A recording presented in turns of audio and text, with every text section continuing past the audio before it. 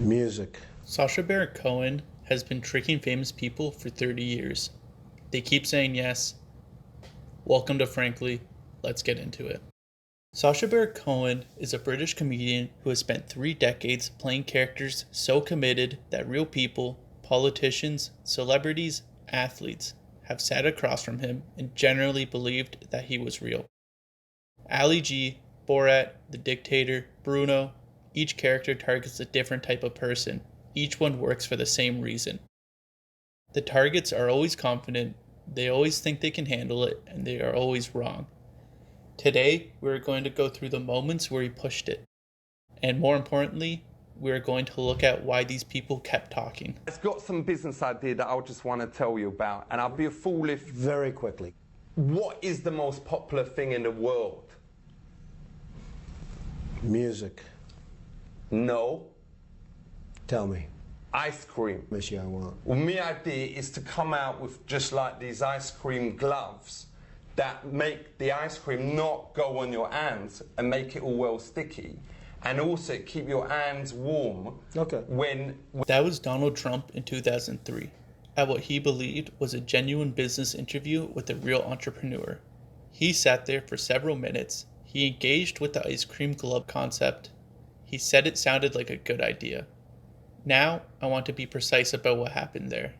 Trump is not stupid. He runs a real estate empire, and he has done thousands of interviews. He is a professional at reading rooms.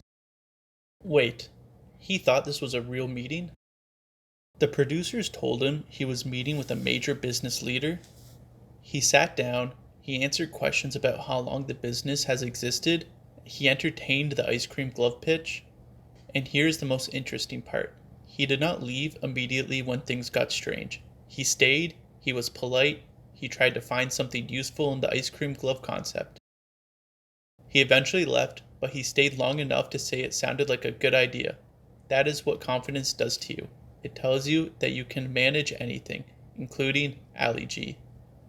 You cannot manage Ali G. What is interesting about watching these back is that the pattern is always the same. Step 1, the target is a confident person, an athlete, a politician, a celebrity, someone who is used to being in control of interviews. Step 2, they assume they can handle whatever the interviewer throws at them, because they have been in thousands of interviews. They know how this works. Step 3, the questions start getting strange. The targets notice, but they do not leave, because leaving would be rude. Because leaving would make them look like they cannot handle a weird question, because they are confident. Step 4. They are already in the clip. Whatever they've already said is recorded.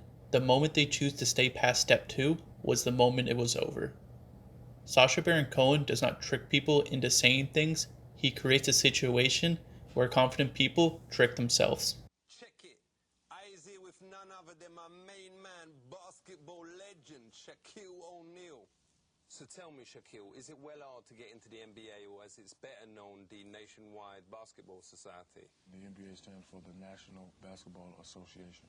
All right, I think it's the Nationwide Basketball Society. It's National Basketball Association. I should know. I've been dominating for 13 years. Don't tell me.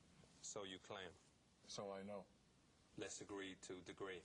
No, we don't have to agree to disagree. I'm telling you. Maybe it's a English-American thing. It's not an English-American thing. In London is NBA. In Africa is NBA. In China is NBA. For real, the NBA, the Nationwide Basketball... National Basketball Association. I'm not going to tell you again, okay? National Basketball Association, okay? Thank you.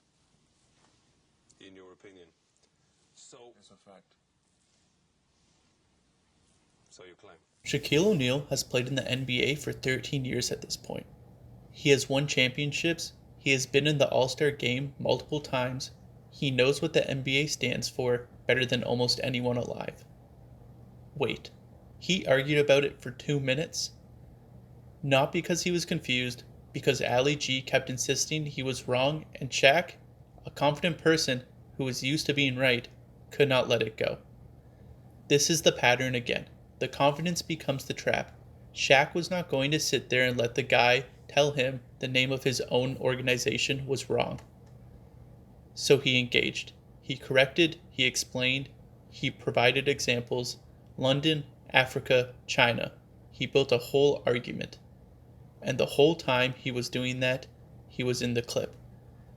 Ali G ended the segment by saying, in your opinion, about the name of the NBA, Shaq had to sit there and accept that.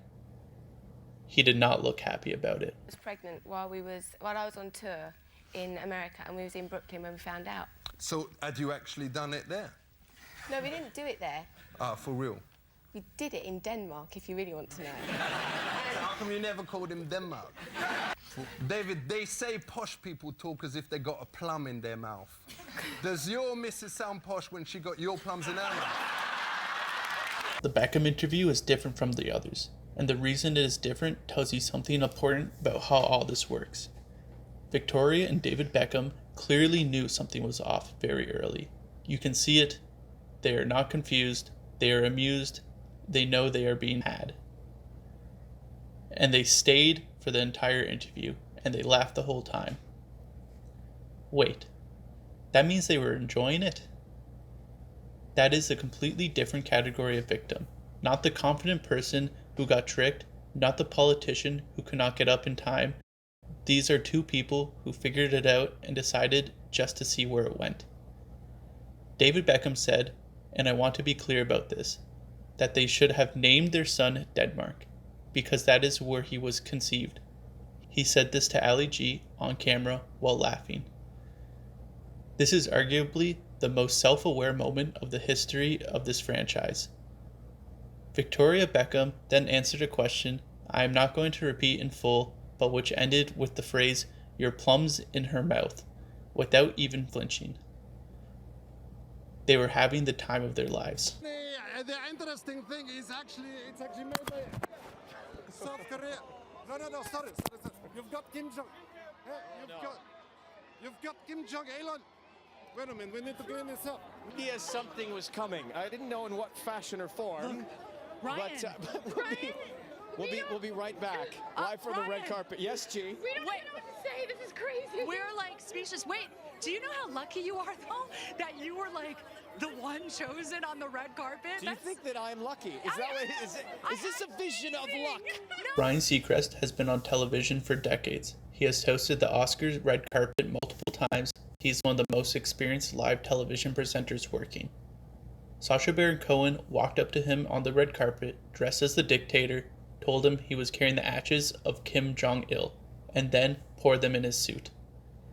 Wait, the Oscars red carpet in front of the whole industry?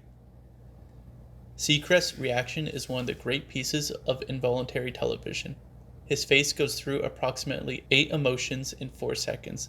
Confusion, recognition, horror, professional override, forced composure, brief internal despair, professional override again. He kept the interview going, he asked a follow-up questions, he stayed on camera. Later in the interview about the incident, the Dictator character describes Seacrest as having dealt with it all very professionally. I agree, it was generally impressive. It was also the funniest thing I've seen on a red carpet. Ryan Seacrest did not deserve that. He handled it better than most people would have. He's still probably annoyed about it. The reason this works, all of it across 30 years, across hundreds of targets, is one thing. He is more committed than they are. Every target has a moment where they sense something is wrong. Every single one.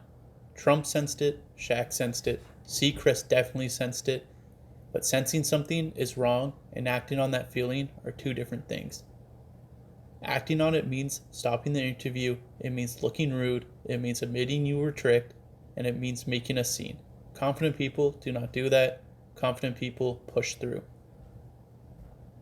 Sacha Baron Cohen knows this, and he has built a 30-year career on this exact fact.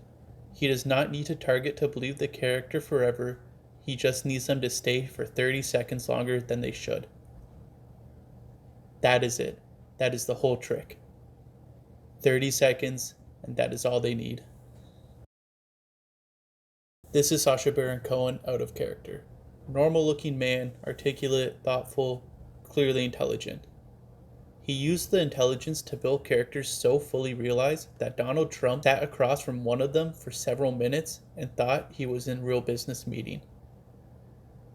He has been doing this for 30 years. He has had his cover blown, he has been physically threatened, and he has been removed from events. He has been sued, he has not stopped, and people keep saying yes to the interview requests. Frankly, yeah. See you tomorrow.